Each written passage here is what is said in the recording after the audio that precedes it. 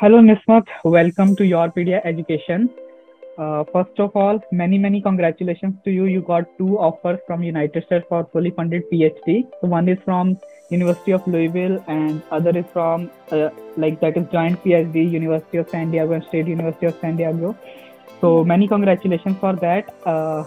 First of all, so today I just want to know your experience and want you to share your experience with the student who aspire to do PhD from United States. How actually you apply and what documents are required. Everything I'll discuss with you in detail. But first of all, I want you to introduce yourself. So can you quickly give your brief introduction to the students? Okay, sir. Okay. So I'm Nismat and I'm from Kerala. I have done my BTech in production engineering from Government Engineering College Thrissur here in Kerala itself. And I had an average CGPA of 7.8. And after that, I have applied for GATE in production and industrial engineering. And through that, I got admission for masters in metallurgy engineering from in IIT Indore. I just completed my master's from there and my CGPA is 9.35. And for master's project, I was working on ballistic impact performance of a tungsten alloy. It was basically on powder metallurgy and dynamics of deformation behavior area. Okay. Okay. So Nisma, you just completed your master's and now you have a PhD offer. So anyone who aspires to go for PhD just after their master's, what do you think? What is the correct time to start writing GRE and whatever exams are required? When did you start actually? I started at the starting of second year of MTech, and during the first year, I was fully concentrating on the subjects of masters because we have to get a good CGPA, I think, for PhD admission. So in the first year, I was just concentrating on subjects and to get a good CGPA. From the starting of second year, I think I joined YourPedia in 2021 April or May. I remember that. Yeah. April or May. Through an orientation you have given in YouTube. So after that, I studied for GRE and TOEFL simultaneously. And in the month of September, I have given GRE, and now in November, I have given TOEFL. Okay. I started mailing professors in the month of August, like even before giving GRE and TOEFL. Yeah, so, I started shortlisting right after joining YourPedia in the month of April, May. I just started looking for the professors there. Okay. So I want to clarify one thing from you on the behalf of students. So many students basically scared from this exam, GRE and TOEFL, and they are looking for position where this is not required at all. I know last year most of the universities in US GRE is not required, but this year it is required. So can you tell me your experience, like how difficult is this exam and how much GRE score you have to target for PhD positions in US? Okay, so honestly, I don't think GRE is that much important for PhD admission. Many universities have waived off the GRE score for PhD applications.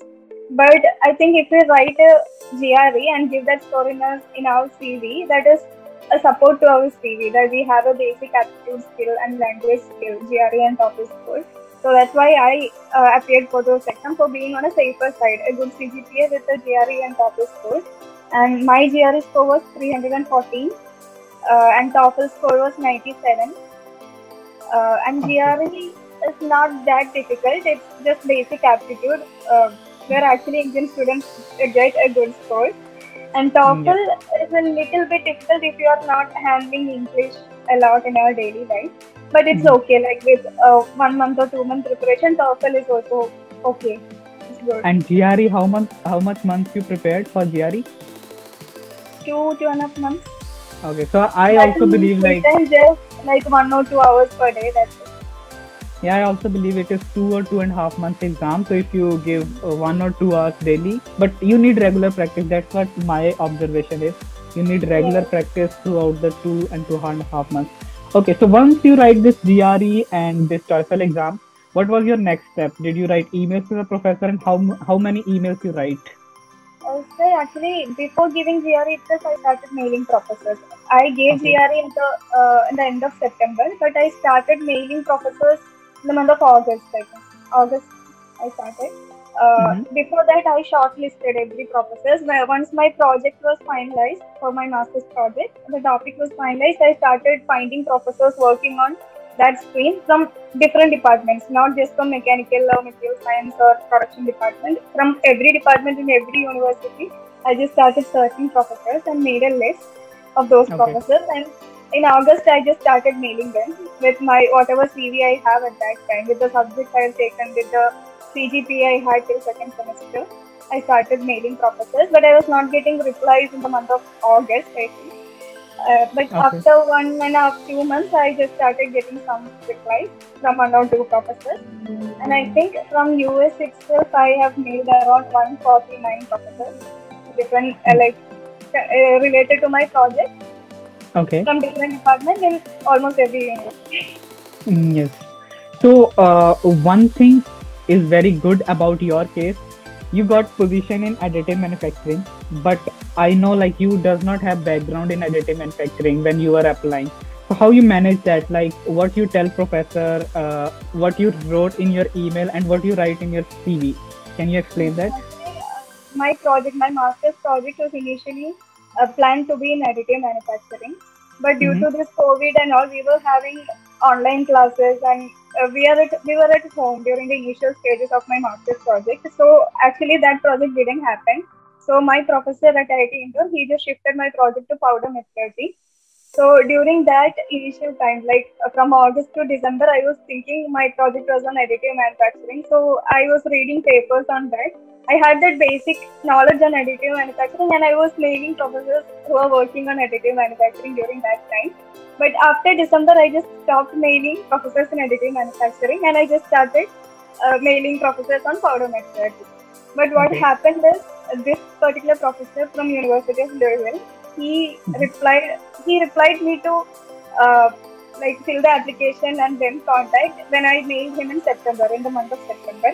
But after that, by the end of January, he mailed me that, are you still interested in this position? I still have one position, so if you're interested, please apply. Like that, he asked me. So that's how I applied.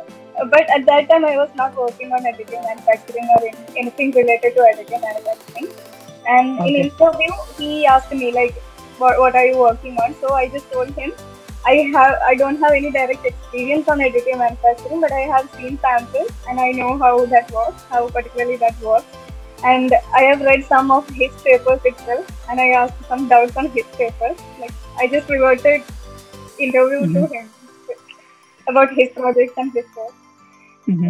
So I think this is the thing which students have to understand. If you don't have background, you can just read some paper and get the initial idea, and you can just conversate with the professor. From your conversation, they will get the idea whether you are serious for this research and all. Yeah, they just want to know if we are interested in that particular stream and how much basic knowledge we have. He didn't ask me any subject questions or any basic questions related to additive manufacturing, but he was just curious to know what all I know about the whole area.